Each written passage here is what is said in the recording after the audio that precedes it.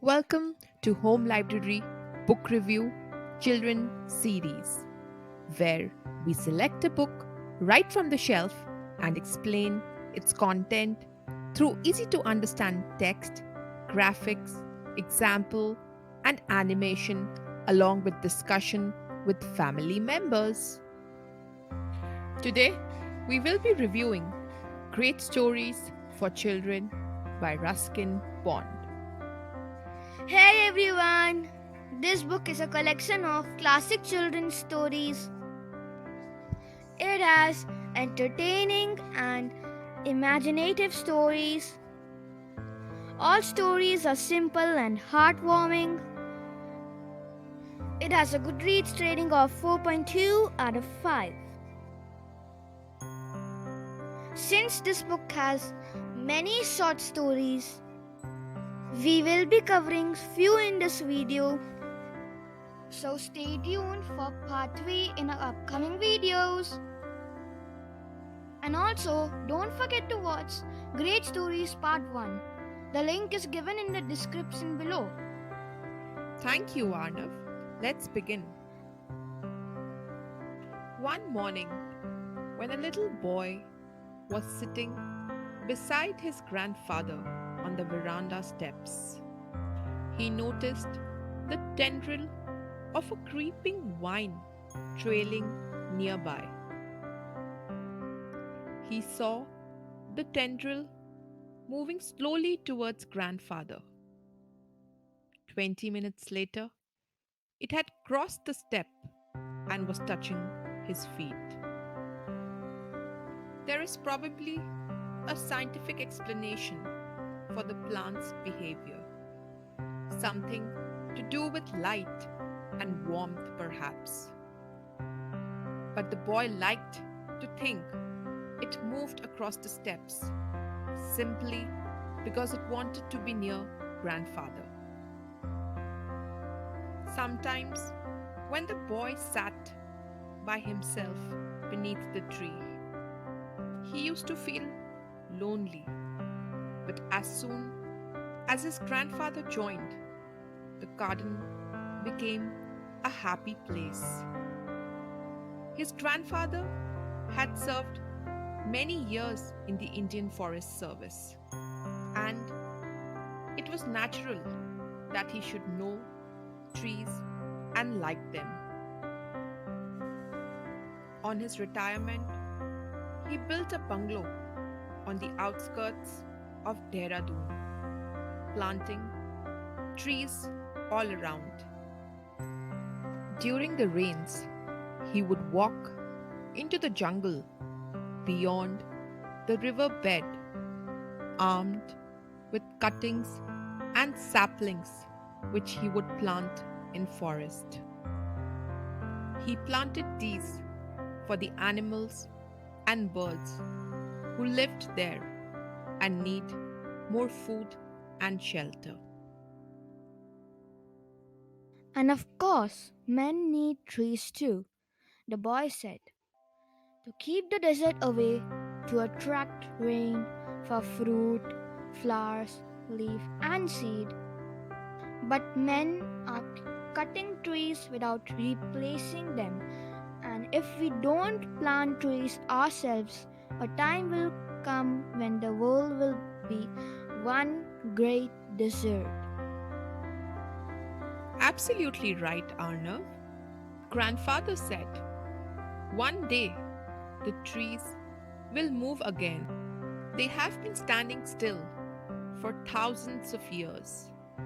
But there was a time when they could walk about like people.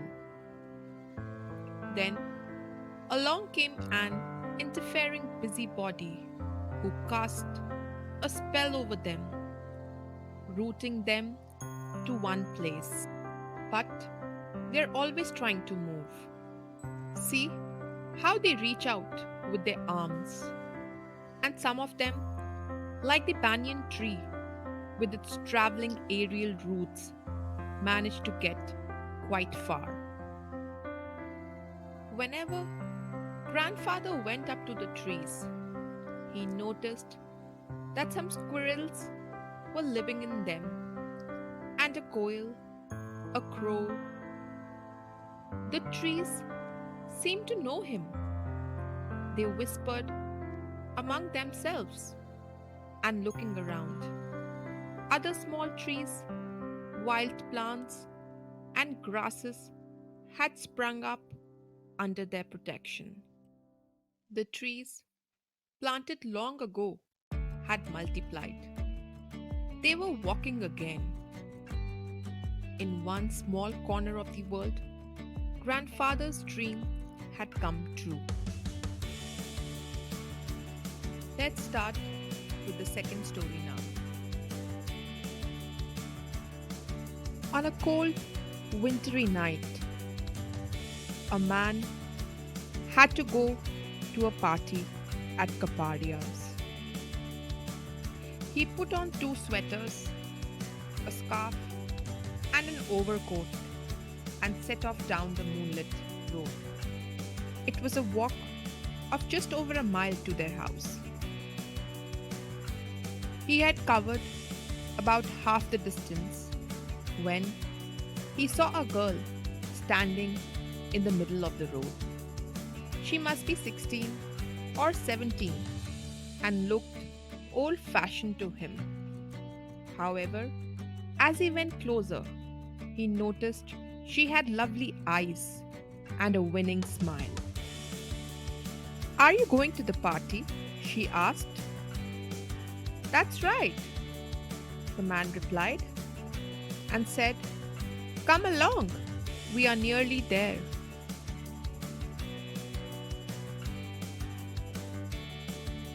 The girl told her name as Julie. Soon they saw lights from Caparia's house shining brightly. There was quite a crowd at the party, and no one seemed to know Julie. Everyone thought she was with the man. When the music began, she was dancing almost continuously and certainly enjoying herself. It was midnight when the man got up to go. Julie said she would be going home too. There was a cold wind, and he gave her his overcoat. And then they started walking towards Wolfsburn, where she lived. Julie led him towards a shortcut up the hillside. "Keep the coat on," the man said. "I can collect it tomorrow." She then disappeared up the hill, and the man went home alone. The next day, he walked up to Wolfsburn and opened and entered the iron gate. But of the house itself, little remained.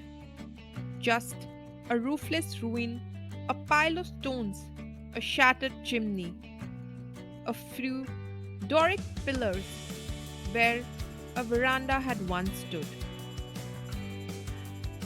He thought, had Julie played a joke on him? Or he was at the wrong house? He walked around the hill to the house of the Taylors and asked Mrs. Taylor if she knew a girl called Julie. But she had no clue. However, she mentioned that one of the old families lived there, and when their girl died, they had sold the house and went away. No one ever lived in it again.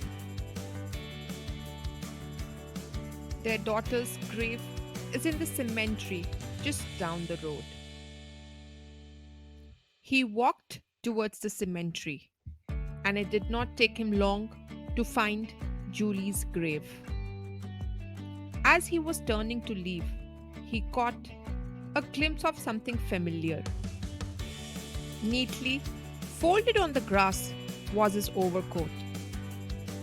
Something soft and invisible brushed against his cheek, and he knew someone was trying to thank him.